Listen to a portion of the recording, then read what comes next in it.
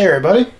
So, as you saw last time's video, it was about bending tubes. I was just doing a quick overview of what I had learned, and after a few attempts, I got it pretty much done.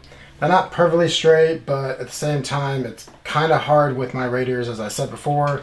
They bend out a little bit, the actual connectors soldered in, and so I could only do but so much, but this one right here went through 3 tubes until the 4th one. I got it pretty darn close to where I was happy with it for now, because I need to get this PC back up, but I'll probably be replacing that one. But after doing that one so many times, the bottom one here going down, doing the pretty much same similar thing, I got that all, pretty much spot on with that first time and such. Now, today's video is about leak testing. You can do it by air, or you can do it by water, and I'm going to show you how to do the water one, but before we even start that part, I'm going to go over the air one. They started doing this late for a while, probably I think a year or two now at least. Okay, not 100% sure, but air testing is almost the best way of doing it. There's a lot of hearsay which way is better to people. It's really a preference. So all you have to do is below here is where my drain valve, my ball valve is, so where I can drain and everything. So I just hook up a hose with the bar fitting. Bar fitting goes on this end with the tube, and you would literally just pump it up. And let's see. So they have the white and the green. It goes up to, I guess, 1 bar. This is 1 whole bar. Not sure what the pressure difference is. But my buddy's kit, he just did it in the middle between the green right there. And EK says if it holds pressure for 15 minutes without going down, then you're good. I think that's a little too little a time, but hey, EK does know what they're doing. But I did it for about 5 hours. And didn't have a leak. Bar didn't go down, but I checked at 5 hour, hadn't gone down, and I actually waited 12 hours just to be way over making sure I didn't have a leak. And then so then all you have to do is disconnect it. It will bleed the air out. It's real simple. But the waterway I did also for about 12 hours just to be on the safe side and just to get the rhythm of it and such. And I want to go over that with you today. So what you need to do the water leak test, distilled water is most preferred. And I have a nice little bottle here. You can do it any way you want to get it into the tube. Take the cap off. Makes it a lot easier, and then have paper towels. I only have standard paper towels.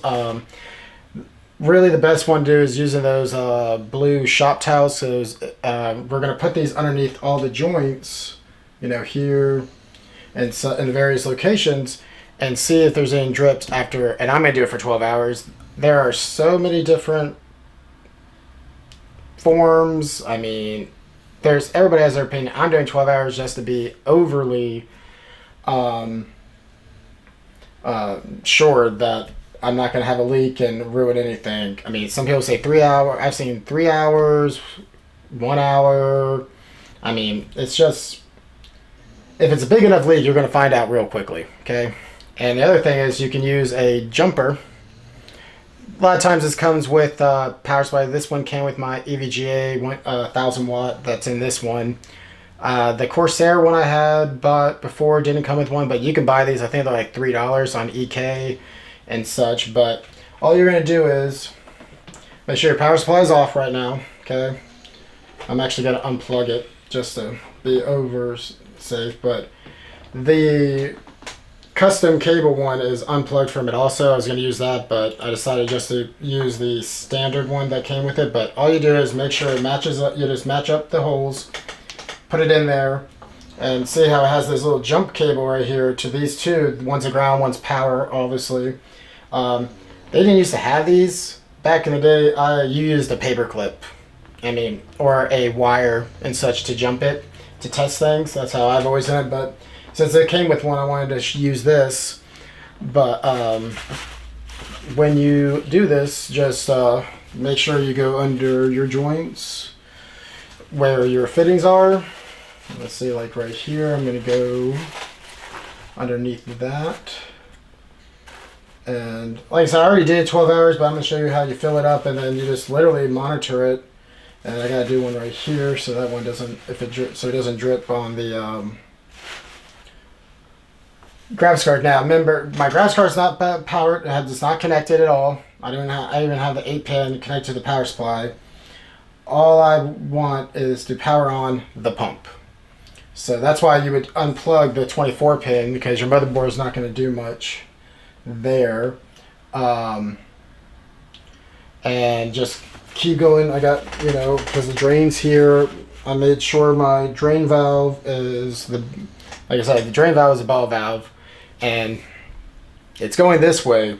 So you want just remember, when you're making sure it's closed or open, literally when it's just a little handle, it's kind of like this. See how this is open right now, it's going with the pipe flow, okay?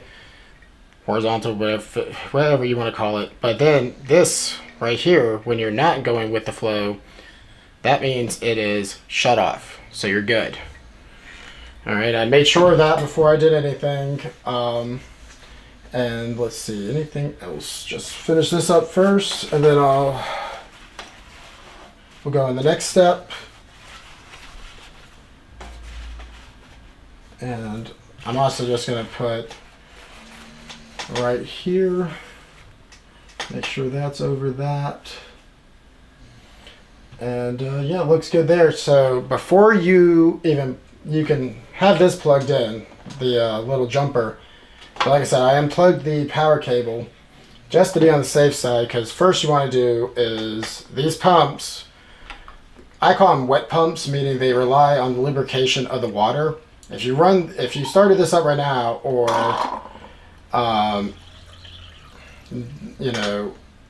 fill it up and such.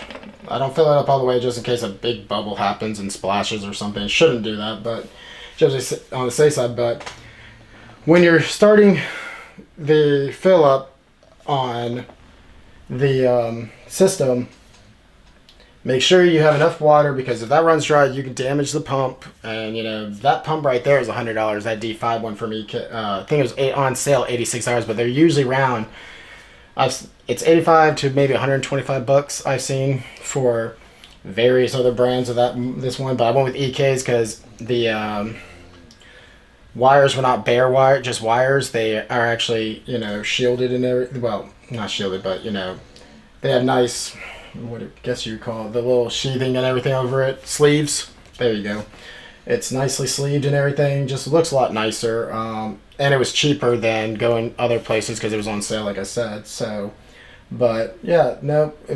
Right now, I filled it up. I'm going to plug it in. Make sure before, if you do leave this plugged in, or you plug this in, make sure it's off where it's the O, okay? Meaning an open circuit, so the circuit's not closed to power on the pump. But plug it in, make sure it's plugged into the wall, and then push the back button. And yep, it's coming on. You see the bubbles, hence why I didn't fill up all the way, just to be on the safe side. And you see all the air bubbles coming out, and that's replacing it with water, obviously. And just going to make sure. And it could take a little while for it to bleed your system. This one, over time, no matter what, the air bubbles are gonna move their way stuff out. Okay. Just with initial time, it's gonna be a lot of air because you don't have any water in your line. But with the air one, I did have a small leak after 12 hours. Like I said, 5 hours. It didn't show it, but the original test, it did after like an hour, and I restarted. And I found out, number one thing is check your fittings. And with your water blocks, check the the bolts here, the screws, whatever you want to call them, and a couple of these were actually a little loose, not super loose, not really loose, like but I just tightened them all up. I did it on the water block, and then I retested, and I had no issues.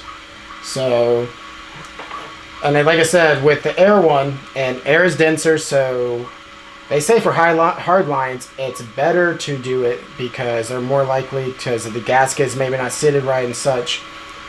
I had read about that, pretty much said that they suggested this just because it is denser. It will find more nooking, obviously it will, instead of water, it will leak out more if there is a defect in one of your connections and such, like, or something's not fully tight and such like that.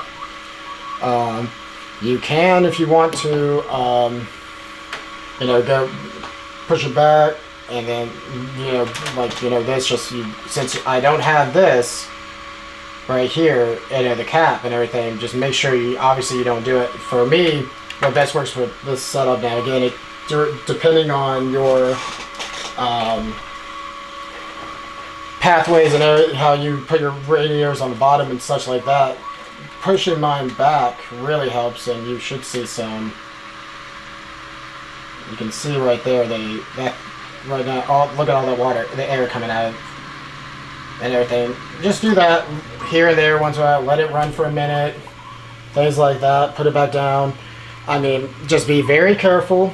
I've never spilled it before, but hey, accidents happen, and since it's just the pump running, and such, all you'd have to do is, sadly, you'd have to take stuff apart, put a fan on it, let it air dry out all that water, make sure, I would do it for days just to be on the safe side. Recheck. Sorry about that, everybody. So, yeah, memory on the memory card filled up, so I stopped recording, so apologize. I'll hopefully, as I'm saying this, edited this properly and cut that little piece out, or you'll see a little skip. So yeah, so just to really sum it up, let it run, try to work your way, best trying to get some of the big air bubbles out. And like I said, after I got some of the big bubbles out, there's some air pockets here, an air pocket there mainly is my big guys right there, but don't let it run out of water. Just keep monitoring it until you see that all the bubbles are out, and then, like I said, I did it for 12 hours and I had no leaks. Just that little one where I had to tighten up. There was these two screws right here when I was doing the air leak test that were just a little loose, and that fixed it for me. So just watch out for that. And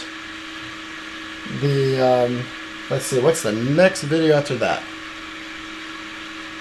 Honestly, the next one is going to be just how I filled this one up. I'm not going to really show it, but I'm going to go over, was it worth going from the AOI cooling, because I have the temps, that low and the idle and the high temps for the CPU and GPU, and see if it does make a difference. It might not, and they might have been doing fine, but I do like this a lot better than the AOIs, but those are simpler for people, and they are cheaper.